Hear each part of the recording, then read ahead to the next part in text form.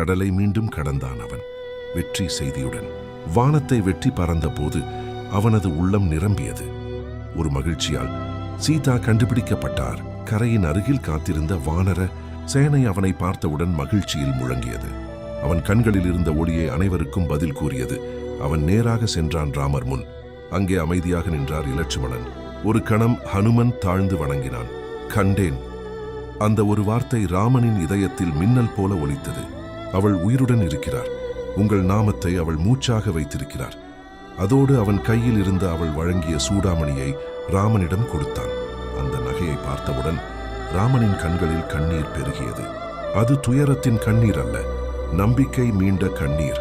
சீதா, காத்திரு என்றார் அவர் மெதுவாக. அந்த தருணத்தில் யுத்தம் ஒரு கோபத்தின் விளைவு அல்ல, தர்மத்தின் கடமையானது. வானரர்கள் முழங்கினர். சுக்ரீவன் ஆயத்தமானான். இலட்சுமணன் வில்லை பிடித்தான். அந்த நாள் ஒரு செய்தி மட்டும் திரும்பவில்லை, ஒரு தீர்மானம் பிறந்தது. இப்போது போர் தவிர்க்க முடியாதது. கடல் கூட அந்த தீர்மானத்தின் முன் அமைதியாக நிற்க வேண்டிய நேரம் வந்தது. அடுத்த பகுதி. ராமர் கடலை வேண்டிய தருணம். ராமசேது உருவான அதிசயம்.